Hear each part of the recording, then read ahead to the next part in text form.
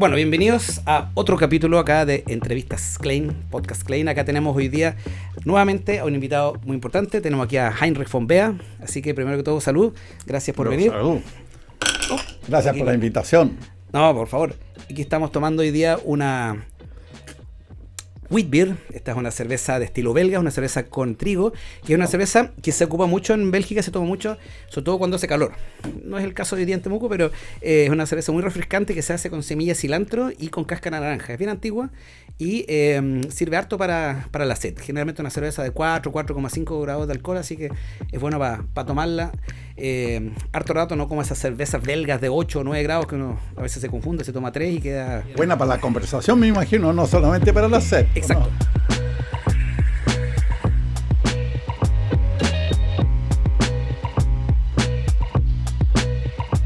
Y como ya es común, yo quería que partiéramos con que nos cuente un poco tu historia, más allá de que uno dice, bueno, antes de llegar a Temuco incluso, ¿cómo parte tu llegada aquí a Chile, la Araucanía, a Temuco? Bueno, parto por agradecer la invitación y además por felicitar el sentido de este programa, conversaciones relajadas, distendidas, amistosas, pero sobre temas de fondo que debieran importarnos a todos. Eso es raro, sí. Es escaso, hace falta, así que con mucho agrado acepté compartir este espacio. Yo soy hijo de una familia de inmigrantes, incluso soy inmigrante. Yo llegué a Chile a los 5 años y medio. Mi padre era genetista y tuvo, no por ser mi padre, pero una genial idea cuando hizo su tesis de posgrado, su investigación, porque para llegar a una nueva variedad genética a mercados toma, qué sé yo, 10, 15, 16 años. Por selección genética.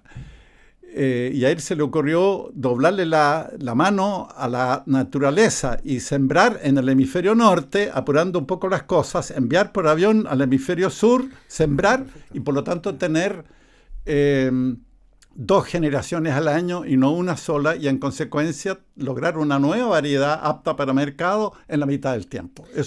Esa idea la creó él estando en Europa, en posguerra, y a través de y tuvo distintos ensayos, aprendió mucho sobre Chile sin conocer Chile, porque descubrió lo que él llamaba las zonas homoclimáticas, vale decir, las zonas en las cuales coincidían los climas para facilitar ese intercambio de material genético 2 veces al año.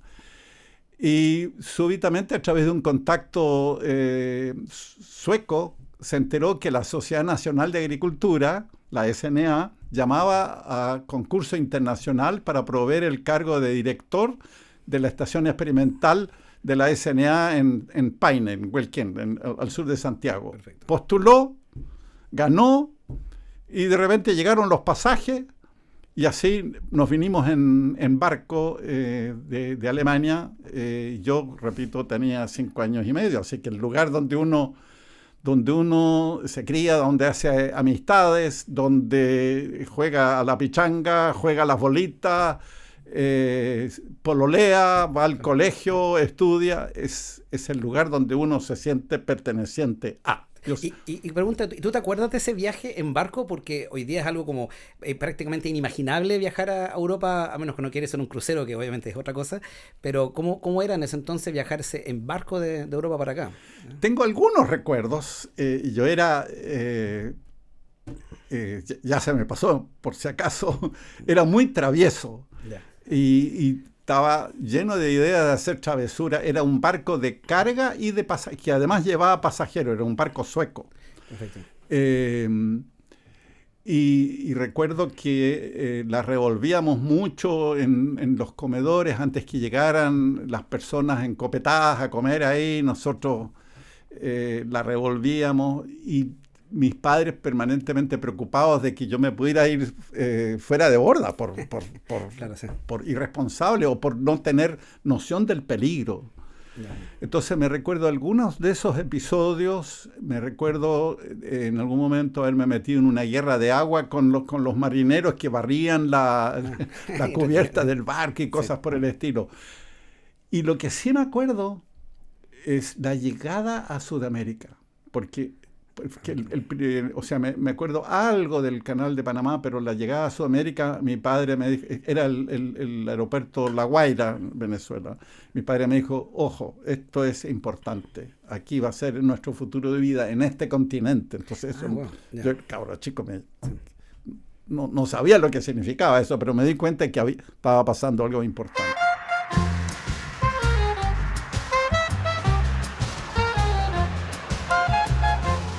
Entonces tú llegaste aquí más o menos como a los 6 años, entonces. Sí, ¿Y sí. ¿a dónde llegaron? ¿Hacia Santiago? Ahí llegamos a esa estación que era un campo de la SNA en Huelquén, un campo muy hermoso de la zona central. Yo recuerdo que fue una época de 6, 7 años muy, muy felices. Íbamos primero teníamos un profesor familiar de la familia, porque, en fin, no habían colegios cerca y queríamos mantener algo bueno, aprender bien el español, ambientarnos, pero además continuar con algo de lengua alemana. Entonces había una pequeña escuela privada en Linderos, a la cual, entre paréntesis, iban también los Cast, me acuerdo. Yo recuerdo más a Miguel Cast que a todos los demás. Y mejor así para mí. Entonces, fue una época muy linda. Yo hice muy buenos amigos de los hijos de los trabajadores allá, de los inquilinos. Jugábamos pichanga. Yo tenía una crianza de conejos. Yo amansaba conejos. Ya en ese entonces ya. Sí, pasaron décadas. Fue una época muy linda. Y después mi padre empezó, en aquel entonces no había INEA, no había genética, trabajo de mejoramiento genética de Chillán al sur. Por lo tanto no habían semillas de cereales y de forrajeras generadas y mejoradas en el sur para el sur. Perfecto. Y él periódicamente fue invitado para dar charlas una vez al año a lo largo del sur de Chile, y entonces en un momento un grupo de agricultores progresistas lo invitaron, y ¿por qué no hacemos algo acá sobre esto que nos parece tan importante? Y así se decidió finalmente crear una asociación de productores de semillas BEA, que eran los multiplicadores. Él estableció un campo experimental, nos trasladamos a Gorbea, llegamos con las patas y el buche realmente. A nosotros de niños nos tocó trabajar los fines de semana, trabajar las vacaciones, no por capricho de mis papás, sino por necesidad. Pero yo he aprendido y mirado, Camilo, en la retrospectiva, si bien yo en ese entonces decía, pero ¿por qué yo tengo que trabajar y mis compañeros de curso están de vacaciones y disfrutan la vida? Yo hoy agradezco haber pasado por esa experiencia prematura, precoz para algunos, muy formadora, humanamente hablando, porque conocí lo que significa la riqueza, la calidad humana de la gente de campo, sean adultos, sean niños, sean jóvenes, con los cuales yo era, uno más de ellos. Tocaba trabajar, qué sé yo, con las yuntas de bueyes, con cosechadora, un oficio del cual yo me hice muy aficionado, que era el pajarero. El pajarero es el que tiene que cuidar las sementeras cuando empieza a madurar el grano, para que no lleguen los pájaros y se los coman. Entonces hay como un espantapájaro, pero vivo. Así como... Pero moviéndose, según donde llegaban los pájaros, y metiendo boche. Entonces, como eran estación, digamos, parcelas, cualquier intervención de pájaros, en este caso, alteraba los resultados científicos, por lo tanto había que realmente ahuyentarlo.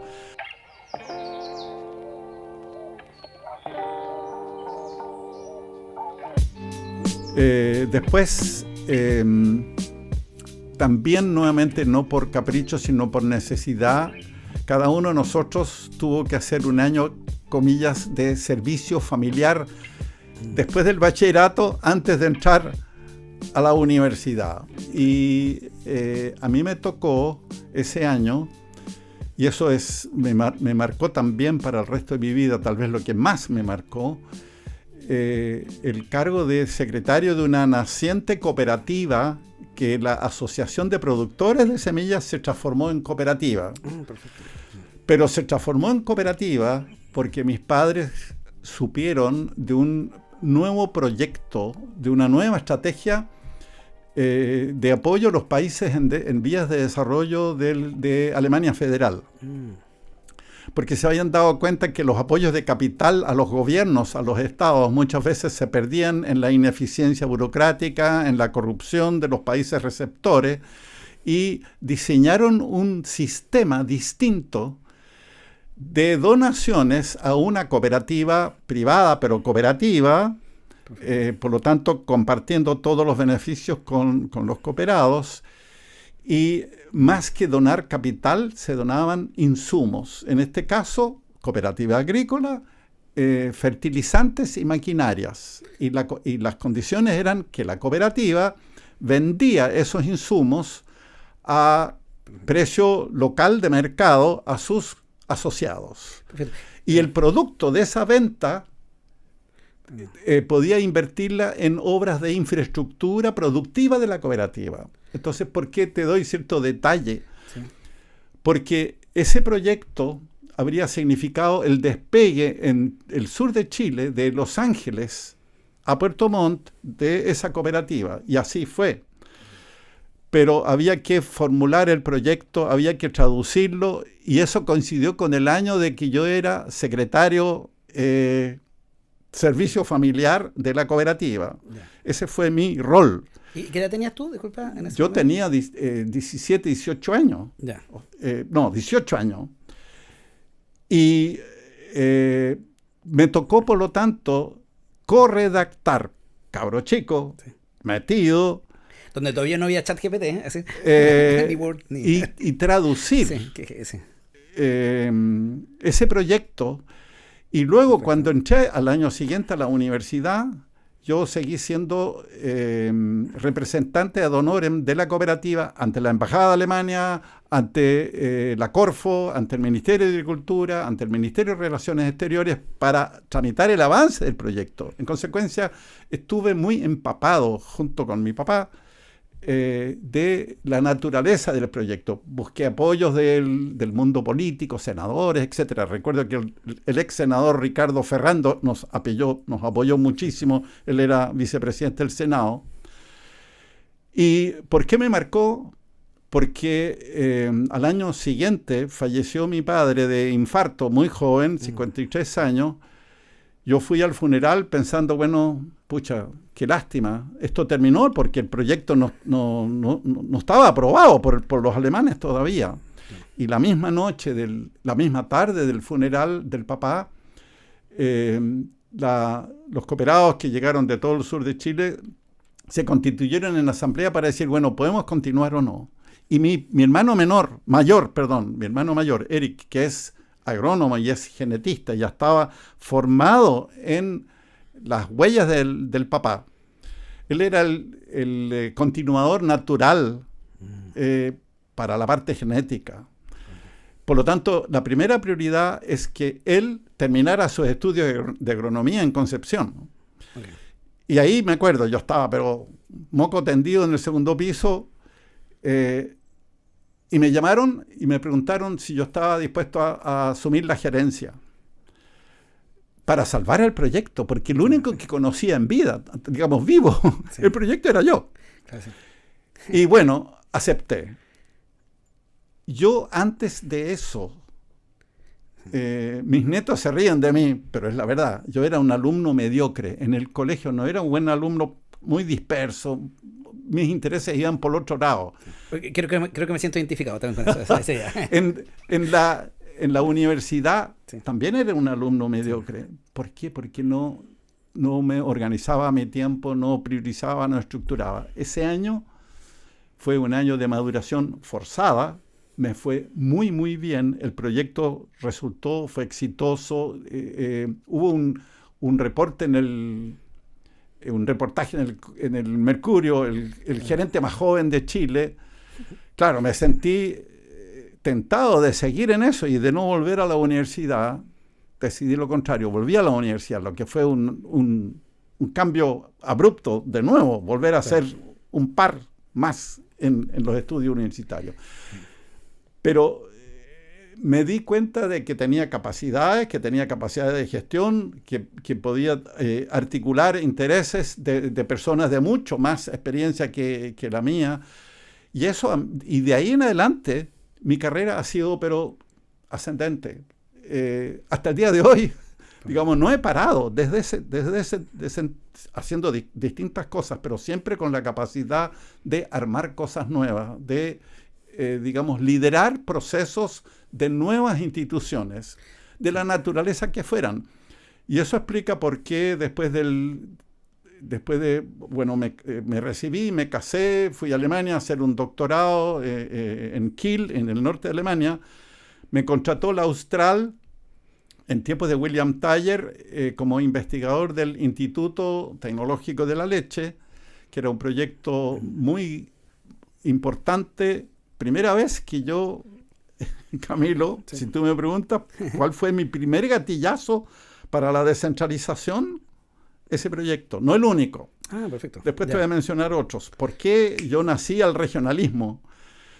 Ese proyecto era por primera vez que en Chile, en una decisión muy estratégica del Estado de Chile, no del gobierno de turno, decidía concentrar todos sus esfuerzos, todos sus recursos de un sector productivo, en este caso la lechería, con la participación de las asociaciones de productores de leche, con la participación de las cooperativas lecheras, de las sociedades anónimas lecheras, del Estado, a través del Ministerio del Ministerio de Agricultura, de la Corfo, del SAC. A nivel internacional participaba el PNUD, participaba la FAO y el gobierno real de Dinamarca. O sea, un proyecto, concentremos todos los esfuerzos de desarrollo de tecnología lechera en un espacio. Y ese proyecto fue digamos, obstruido durante 1 año y medio porque era un proyecto muy afamado, muy apetecido, querían instalarlo en Santiago. ¿Dónde si no en Santiago se establece, donde apenas conocen a esos nobles rumiantes que dan leche? Sí. Querían establecerlo en Santiago. Claro, está lleno de vacas. No.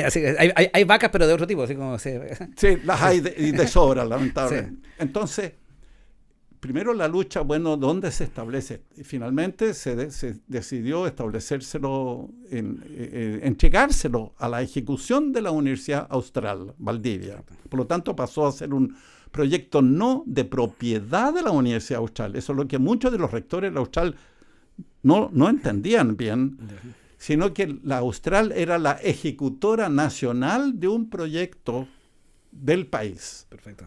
Y sobre esa base luego me invitaron a ser vicerrector académico en la Universidad de La Serena, en el norte. Yeah.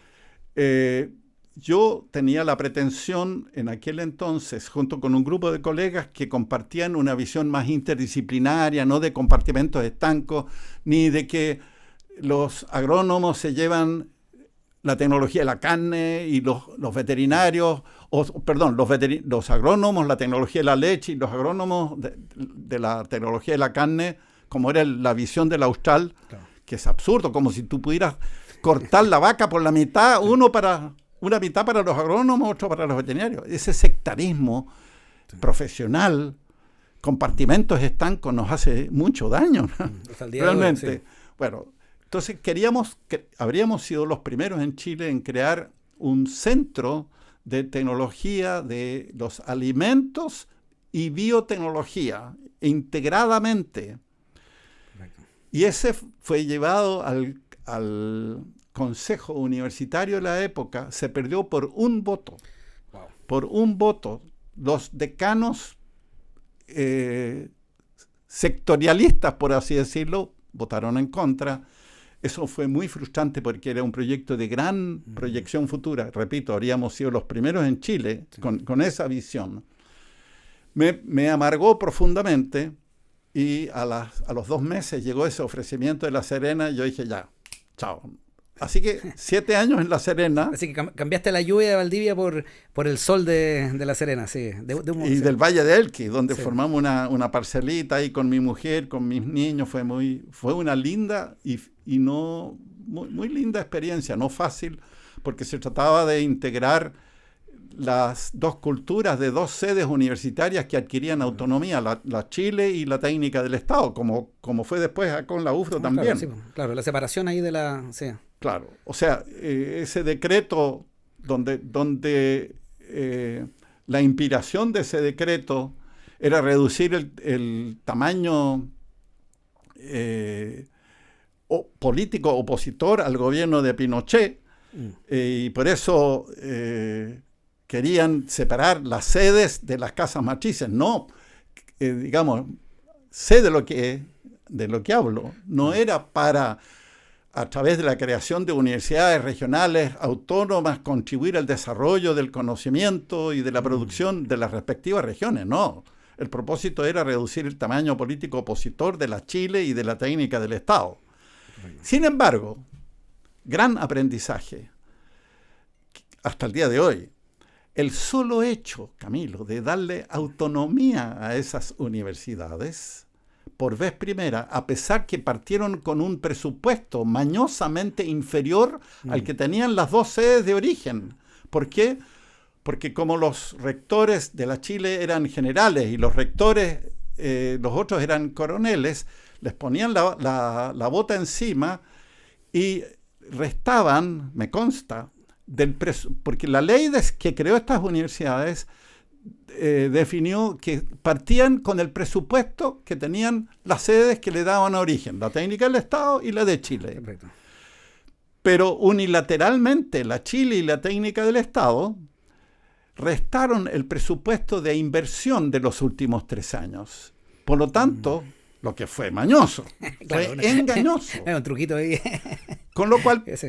partieron con un presupuesto aún menor que el que tenían las sedes, que ya eran colonialmente dependientes de sus casas matrices respectivas, no tenían acceso a capacitación, a posgrado, a investigación, nada. Sí. Sin embargo, si ese era el punto de partida, el solo hecho de la autonomía, de poder tomar decisiones propias, de tener sus propios aprendizajes, sus propias prioridades, sus propios proyectos de desarrollo, sus propias líneas de investigación, ojalá pertinentes y relacionadas con la respectiva región, significó que muchas de esas universidades, la UFRO a mucha honra entre medio, lograron a la cierta cantidad de años situarse en entre las universidades más importantes del país, habiendo nacido con tal grado de precariedad y pobreza. O sea, Sí, la decisión de autonomía, el ejercicio de la libertad del conocimiento, en este caso, un factor muy, muy determinante para generar nuevas y abrir nuevas oportunidades de desarrollo. Segundo gran aprendizaje. Y el tercero, para terminar ese cuento, estando en La Serena, a mí me tocó organizar la primera carrera académica, que era muy, muy necesario generar confianza para que la gente no creyera que la carrera académica era para echar gente, sino que para validar el peso específico de la producción académica de los distintos postulantes. Y para eso yo convoqué a los notables del mundo académico de Chile de la época, Igor Saavedra, Héctor Croxatto, Camilo Quesada, Joaquín Córdoba, que eran personas que estaban más allá del bien y del mal, o sea, reconocidas. Los invité, se me ocurrió, con sus esposas para un fin de semana en el Valle de Elqui, mientras nosotros trabajábamos viendo quiénes eran los postulantes a profesor titular. Bueno, por lo tanto partió con mucha credibilidad, con muchos forceps, porque fue ideológicamente objetado eso, en fin. Pero en fin, logramos imponerlo y eso, por lo visto, se supo en el resto del país. También fuimos el primer encuentro chileno de medio ambiente que exigían libertad de expresión. Yo dije, nosotros lo vamos a garantizar. Entonces eso se supo y así fue como un grupo de académicos de la frontera se movieron pidiéndole al ministro de Educación de la época que querían un rector académico, que volviera a instituir los principios y fundamentos básicos universales de la academia que nunca debieran haberse conculcado. Ya.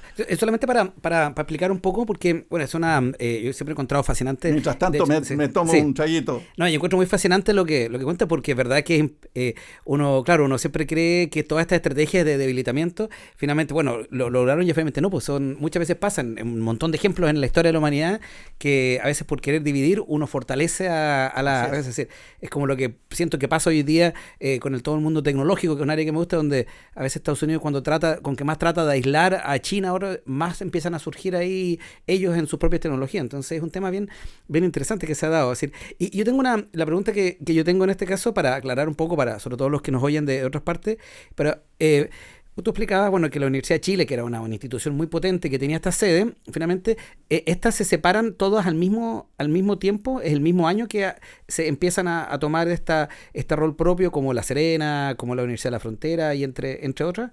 Se hace eso al mismo tiempo, ¿no? Sí, fue bastante simultáneo y hubo en distintas sedes, en unas más, en otras menos, realmente situaciones grotescas de expropiación, ya no solamente del presupuesto. Por ejemplo, en Serena llegaron camiones de la Chile para lo poco que había de equipamiento en los laboratorios, llevárselo a Santiago sin que lo necesitaran. Se quedaron con una parcela y se quedaron con la hacienda Alfalfares, que debería haber pasado todo a la dependencia de la naciente Universidad de La Serena.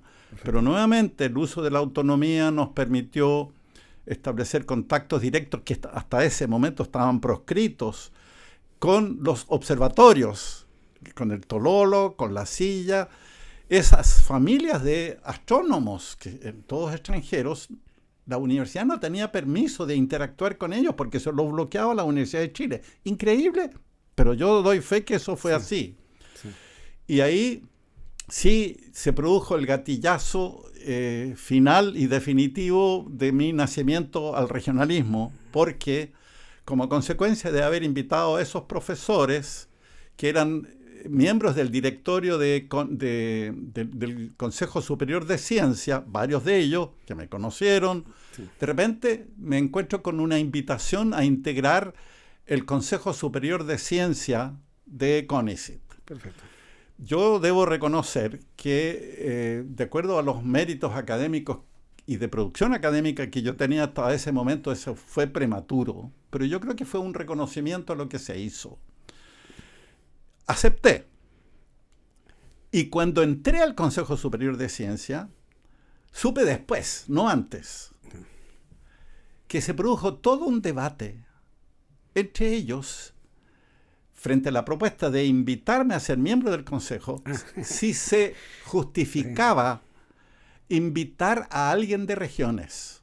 Wow. No, hasta ese momento, en el Consejo Superior de Ciencia de Chile, no de Santiago, eran solamente representantes de la Academia de Santiago, metropolitana.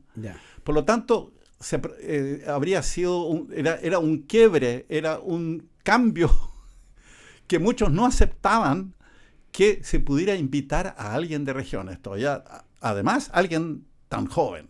Sí, cuesta mucho imaginárselo, incluso yo que bueno, ya tampoco soy el más joven, pero para mí incluso ya como que eso es como tan anacrónico, como cuando uno escucha esa historia de uno le hace así como una disonancia porque dice, pero ¿por qué? Pero claro, otro tiempo. Es que además es un... es una altanería, una arrogancia, como que solo se puede hacer ciencia, o peor todavía, solo se debe hacer ciencia si se está en la región metropolitana, en circunstancias que la generación de conocimiento para desarrollar a este país involucra a todas las regiones. Sí. Los grandes potenciales que requieren de conocimiento aplicado están en las regiones. En consecuencia, increíble. Pero luego, ya incorporado y con esa información y con esa sospecha que hay algo que está bastante mal, empecé a mirar las cifras de las postulaciones que venían de distintas partes, y noté que había realmente una discriminación odiosa, por no decir corrupta, hacia postulaciones de proyectos científicos de regiones. Y ahí me di cuenta que el tema había que atacarlo a fondo, y empecé a manejar esa cifra, empecé a dar publicidad a esa cifra, a discursiar en los espacios que se me ofrecieran, y eso gatilló entonces que una organización muy reconocida, que era la Corporación para la Regionalización de Chile, que nació en Concepción, me invitara para ser el referente académico para esas cosas, llevarlas al debate nacional a través de esa corporación, de la cual luego, para resumirlo, cuando falleció su presidente, un gran líder, Claudio Lapostol, por razones de lo que yo creo profundamente, la pluralidad, la transversalidad, tanto en lo científico como en lo político, como en lo espiritual o religioso. Si hay algo que yo exudo, es la pluralidad. Bueno, perfecto. Por eso me eligieron presidente, y posteriormente creamos entonces la Fundación Chile Descentralizado, que es la heredera de aquel consejo. Eso resume por qué de ahí en adelante, también con todos mis 15 años de rector en la UFRO y con lo que he seguido haciendo después, hasta el día de hoy esa fundación existe. Hace 3 años entregué la presidencia para darle curso a la nueva generación, no están eternizando, soy past president, pero sigue la convicción de que este país tiene que apostar a sus regiones, sí, darles más autonomía a los municipios, sí, darle más autonomía a los gobiernos regionales para que puedan asumir sus propios proyectos de desarrollo, lo que yo aprendí en el caso universitario que te relaté. Me acordé de algo que siempre me pasa, que cuando vienen visitas a Temuco, yo lo suelo llevar a diferentes lugares, entre esos el Museo Ferroviario. Entonces yo siempre les digo, bueno, este es el Museo Nacional Pablo Neruda, y me dicen, ¿por qué nacional si no está en Santiago? Entonces le digo, oye, ¿qué te pasa? Así, si no todo lo nacional tiene que estar en Santiago. Entonces, hasta el día de hoy uno tiene metido ese chip. Así que, pero bueno, hay una parte que antes de irnos al break que me salté, que para poder hacer el paso, porque estamos hablando del tema de las universidades, que creo que, bueno, tú lo viviste en carne propia y tú viviste una transición, porque algo también finalmente quizás no todos saben es que, porque llama la atención cuando tú dices, me invitaron como el primer rector académico de la Universidad de Frontera, y uno dice, bueno, pero si los rectores son académicos. Pero deberían serlo siempre. Claro, entonces, por lo que uno se acuerda de la historia también, es que en ese momento, por lo que entiendo, y como puede ser, los rectores eran designados eran militares. Así. Eran, claro, en su mayoría, no todos, pero en su gran mayoría. Ya, perfecto. Y eso, entonces, yo quería ver... Rectores delegados, así claro, se le llamaba. Sí. Entonces, por lo que yo sé, tú viviste esa transición. Tú llegas a la Universidad de Frontera y después prontamente vives la primera elección popular. Entonces, esos cambios que yo creo que una de esas cosas que siempre encuentro interesante, porque tú viviste en carne propia esta transición así, no solamente de la política país, sino que en la política. ¿Y cómo fue eso? ¿Cómo fue la recepción de tu llegada a la universidad y ese cambio? Esa es la parte que siempre por lo menos me ha interesado preguntarte. Así. Bueno, fue una etapa muy compleja, muy rica en experiencia, y finalmente, y a Dios gracias, también muy validante de lo que nunca debiera dejarse de instalar en el DNA de toda la academia, que son los principios básicos universales para hacer buena actividad académica, buena universidad. Uno de ellos, sin duda, es el de la libertad de cátedra, el otro es el mérito objetivo, que no coincide, es absolutamente la antípoda de hacer carrera en base a contactos políticos o amistades o alguna razón que no sea mérito objetivamente medido, evaluado por pares calificados. A ese hecho que, digamos, esos principios en muchas de las universidades, según cuál fuera el criterio o descriterio de los rectores delegados de turno, unos los cumplían medianamente, otros, hay que reconocerlo, la sola condición de académico o no académico no es suficiente para, por ejemplo, el rector Barrientos, que fue el primer rector de la Chile, trajo académicos de oposición de gran valía, y eso es algo que todo el mundo le reconoce en tiempos no fáciles para ello. Por lo tanto, yo creo que la diferenciación entre quienes lo hacían como debiera haberse hecho siempre o no, no está marcado solamente por la condición formal o de trayectoria o de estudio de tipo académico.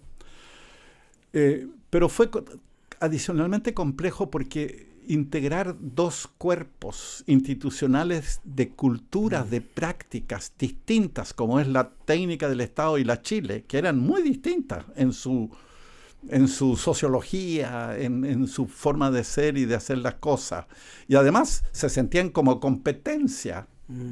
Entonces, de repente, por obra y gracia de un decreto supremo que no buscaron, en el que no participaron, se enteran de que integran una misma institución. ¿Cuál es el sentido de identidad y de pertenencia? Entonces, claro, si bien ese decreto fue anterior a mi llegada como rector, comillas, delegado, pero académico, por así decirlo, delegado en la primera época, después tuve 4 elecciones de ratificación democrática, un caso raro en Chile, pero que yo creo que es consecuencia de haber sido precisamente muy firme, muchas veces, entre paréntesis, poniendo mi cargo para que se nos dejara hacer, porque claro, el ministerio aceptó esa petición de los académicos, pero aquí las autoridades locales o regionales y militares de la época no entendían ese lenguaje, absurdamente, pero en fin, así fue.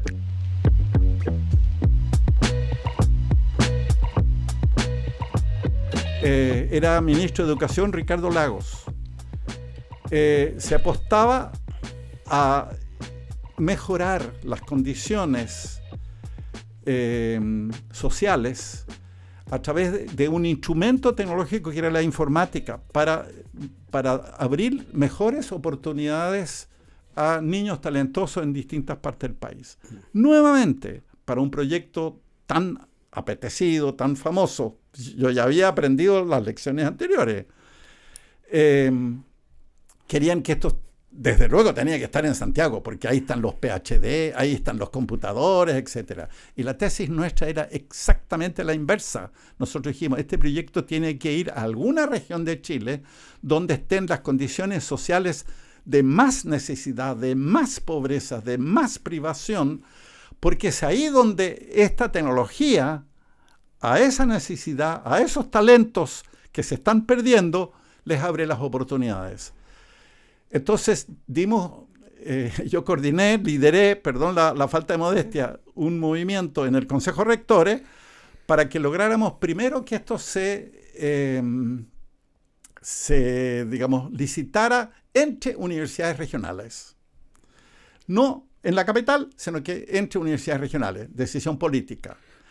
Y luego decidimos, nosotros realmente no teníamos ninguna condición de ganar ese proyecto, que no sea, incluso dijimos, vamos a postular solo para aprender a postular a estas complejidades. Pero el único mérito que teníamos era que éramos, en relación a nuestro tamaño, ya en ese momento el proyecto que tenía más, la institución que tenía más proyectos activos en comunidades. Perfecto. y la misión que venía a evaluar no tenía tiempo. ¿Sabe lo que hicimos? Invitamos al comandante de la FACH, acá en Maquehue, al cual el año anterior le habíamos llevado un conjunto de coros y de grupos artísticos para celebrar la Navidad de ellos en Maquehue. Nos hicimos amigos por esa vía, extensión.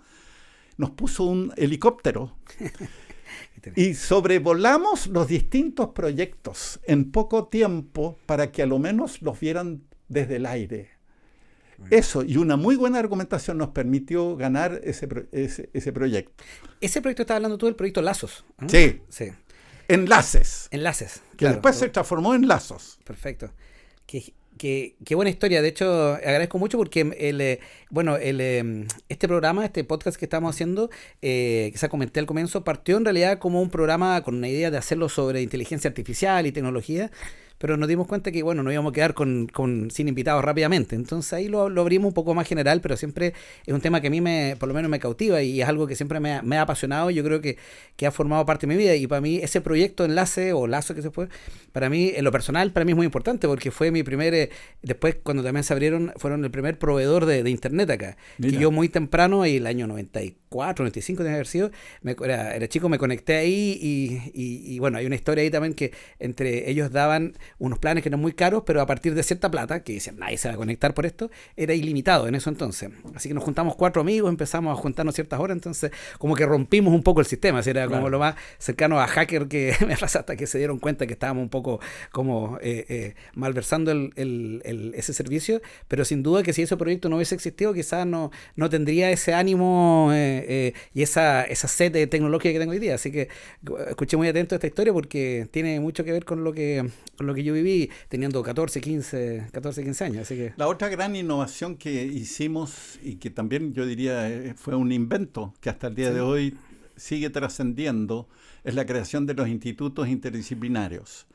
Porque tú bien sabes, la naturaleza, el planeta es un sistema complejo, vivo, la sociedad humana lo es, el ser humano es un todo continuo y por lo tanto esa hipersegmentación cartesiana tradicional de dividir el conocimiento en compartimentos tan rígidos no significa tener la capacidad adecuada de respuesta.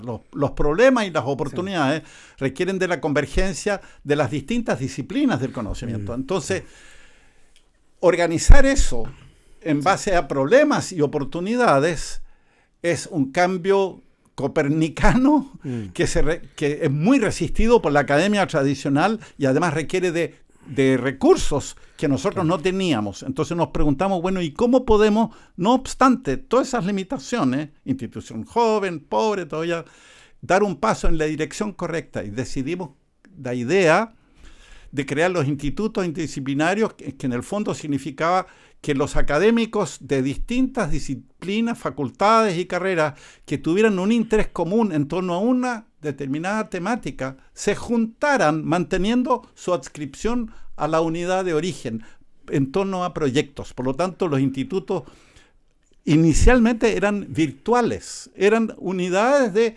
facilitar la conversación y la interacción colaborativa. Pero luego, poco a poco, ya se fueron institucionalizando y hoy día lo puedo comentar con toda franqueza. El primer instituto modelo con el cual partimos, que era el Instituto de Agroindustria, que significaba integrar gente de agronomía, de forestal, de ingeniería de alimentos y de nutrición. Ingeniería que dependía de la Facultad de Ingeniería, nutrición que dependía de la Facultad de Medicina, depende hasta el día de hoy, en un espacio con un laboratorio, con laboratorios comunes que ninguno de ellos tenía. Se hacían posible materialmente al compartirlos. Pues bien, ese proyecto fue votado en forma negativa 2 veces por el Consejo Universitario. Sí, porque por oposición, como se nos ocurre, no se nos vengan a meter aquí, qué sé yo. Pasando un poco lo mismo que había pasado antes en Valdivia. Claro. Y luego ya habíamos conseguido con el PNUD, en ese caso, recursos para una primera etapa de construcción y de equipamiento. Así que a la tercera fue la vencida, se aprobó. Y de ahí en adelante se crearon, bueno, el Instituto del Medio Ambiente, el Instituto de Estudios Indígenas, el de Informática Educativa, el Instituto de Desarrollo Local y Regional, que es el líder en el cual después yo me seguí desarrollando, y así sucesivamente. Y hasta el día de hoy, más allá de lo que una parte de la academia entiende y reconoce, cuando vienen a conocer a la universidad de afuera, dicen, y lo han hecho ustedes. Claro, lo que te demuestra que, nuevamente, uso de autonomía, de transformar un problema y una necesidad en una solución, en una propuesta novedosa, pero que da respuesta a pesar de las limitaciones, nos permitió poco a poco ir llegando al sitial que finalmente logramos llegar. Sí.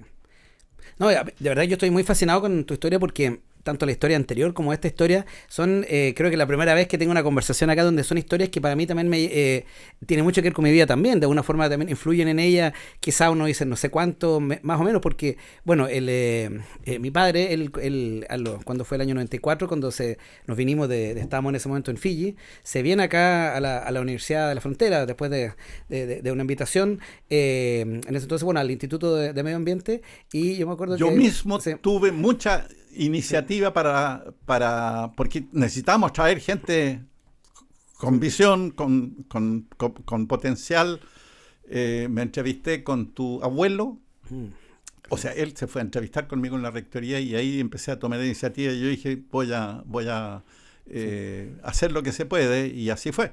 Sí, para mí fue bueno, yo llegué, bueno, por eso llegué a Temuco, para mí en mi caso, a vivir en esta casa donde estamos ahora en este podcast, y también yo creo por eso mismo, por ver lo que estaba pasando en la universidad. La primera vez que me metí a internet fue justamente en el Instituto de Medio Ambiente, cuando estaba en la biblioteca, era una salita pequeña antes, todavía no voy a decir a qué página me metí, quizás en alguna, pero se podrán imaginar algunos, así, bueno, era inocente. Y claro, y después también yo decidí finalmente, cuando salí del colegio acá, del colegio alemán a los 17, decidí quedarme en la UFRO, tuve un puntaje muy bueno en la prueba de aptitud, y todos me decían, bueno, ándate a Santiago, ándate a estudiar medicina a la Católica. Y yo decía, ¿por qué voy a estudiar medicina y por qué en Santiago? Así que...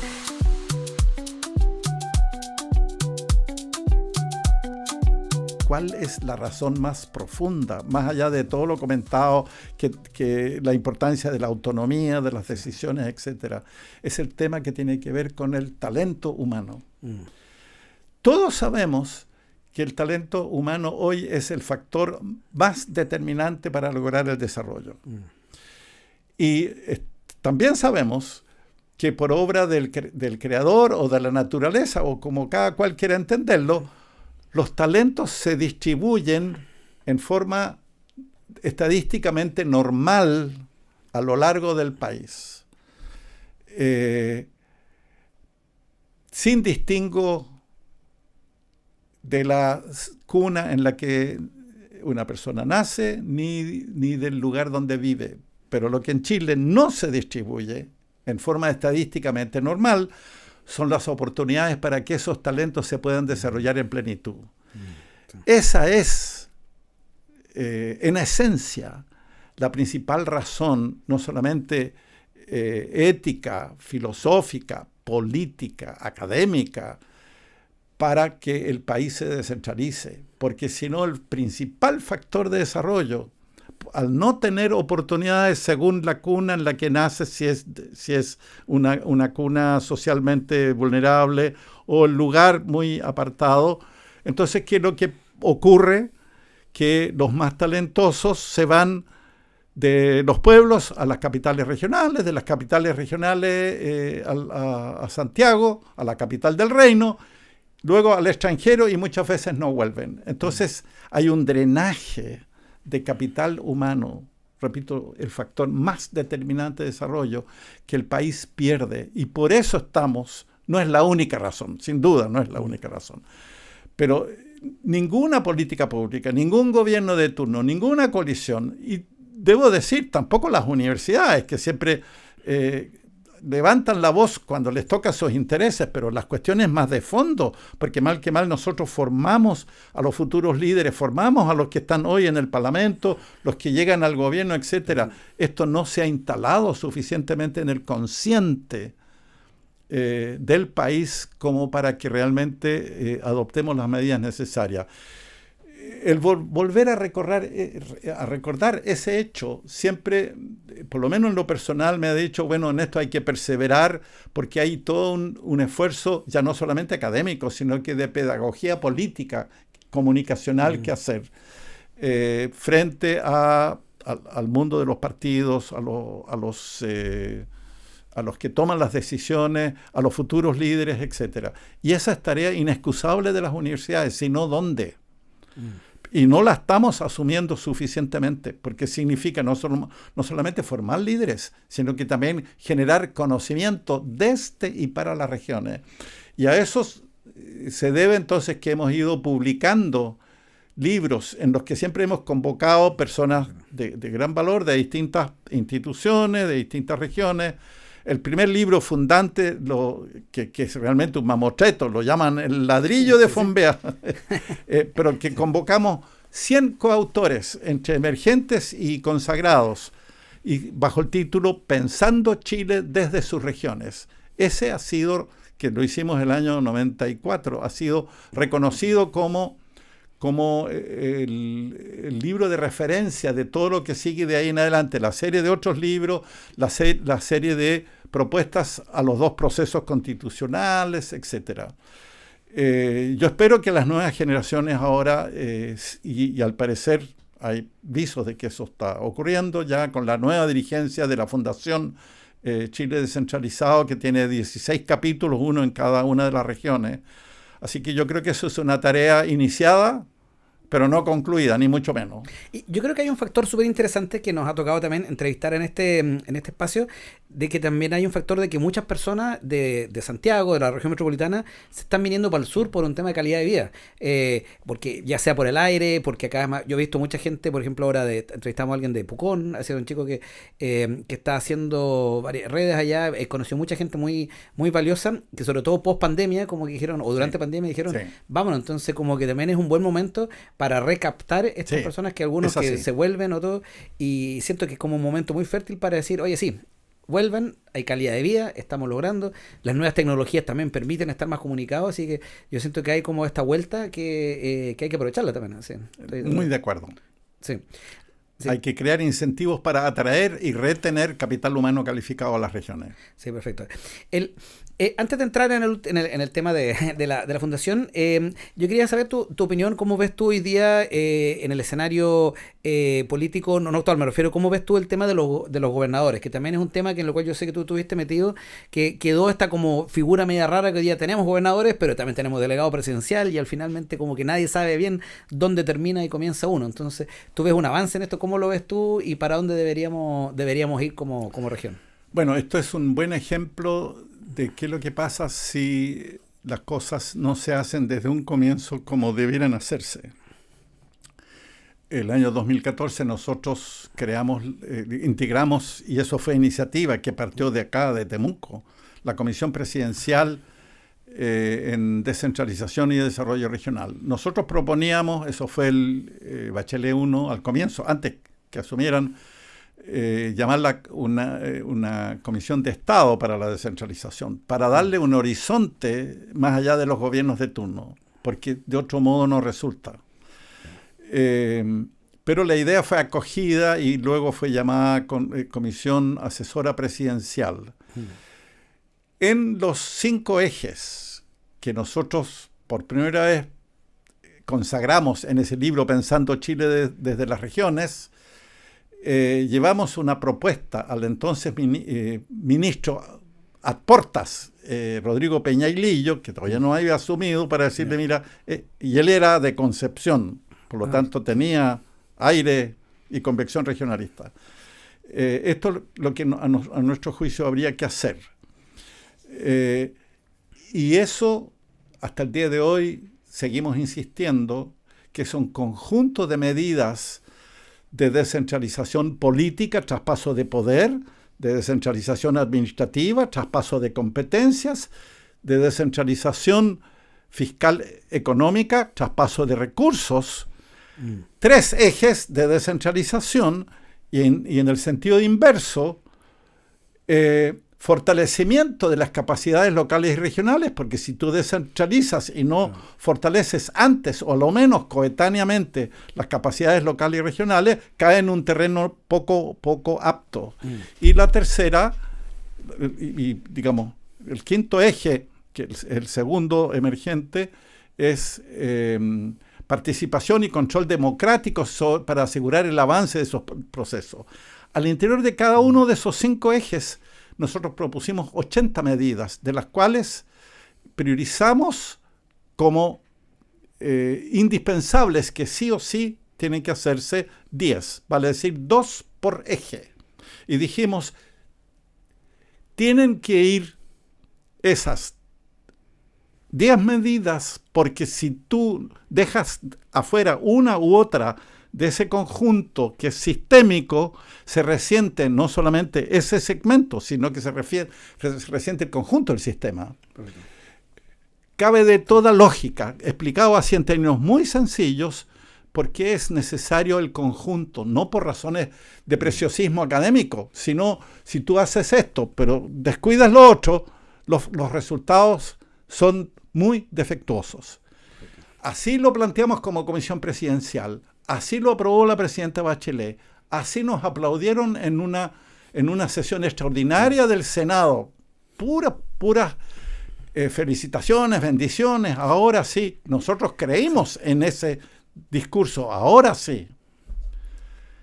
Y después esto volvió a la contingencia, y claro, la principal medida, según la experiencia internacional comparada, que hace gatillar y que desencadena todo el proceso es la descentralización política a través de la elección de las autoridades regionales. Ve tú que en Chile durante décadas, siempre en periodos previos a las elecciones presidenciales, se promete, pero después se olvida. Un clásico. Por lo tanto, y se nombran los intendentes por los gobiernos de turno que no tienen programa, la ciudadanía no tiene idea de qué es lo que nos trae. Los cambian a cada rato, los intendentes designados, los cambiaban según periodo de gobierno cada 2.2 años. Wow. ¿Quién va a poder hacer un proyecto de desarrollo regional, de horizonte relevante para levantar a la región si no tiene estabilidad hacia el día siguiente por razones de acuerdos políticos o de monedas de cambio lo sacan, o porque no son suficientemente obsecuentes del gobierno central? Todas esas cosas ocurrieron. Entonces era muy importante que los gobernadores regionales fueran electos, validados democráticamente, con la obligación de presentar un programa que conociera antes de la elección la ciudadanía, que si lo hicieran bien tuvieran la oportunidad de gobernar 4 y ojalá 8 años. Todo eso era para fortalecer el desarrollo de las regiones.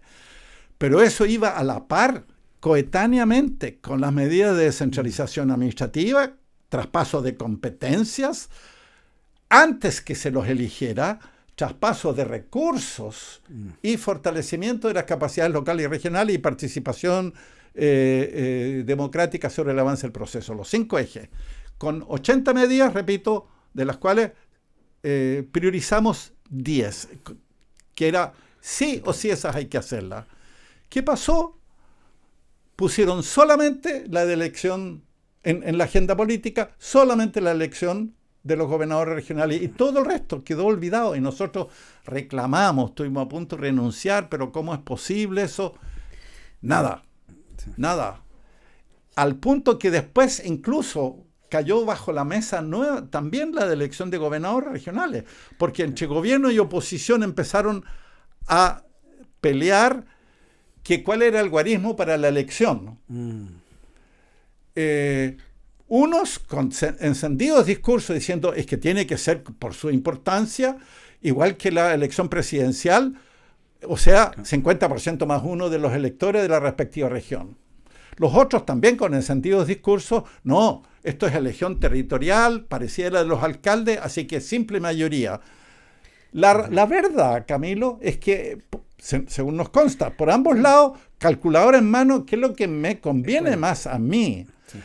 ¿Dónde empezamos a actuar nosotros y dónde logramos finalmente, después de 1 año y medio de pelea, romper eso? Porque nos dimos cuenta, aquí se está perdiendo el tiempo, se va a perder todo.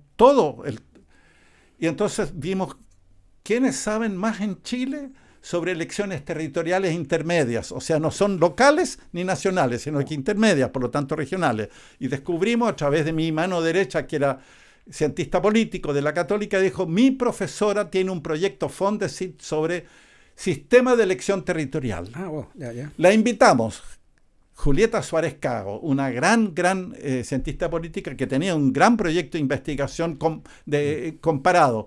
Y la llevamos a sendos seminarios a los que invitábamos siempre en Santiago y en Valparaíso y en regiones a los representantes de los partidos políticos para decirle: ustedes están equivocados, ustedes y ustedes.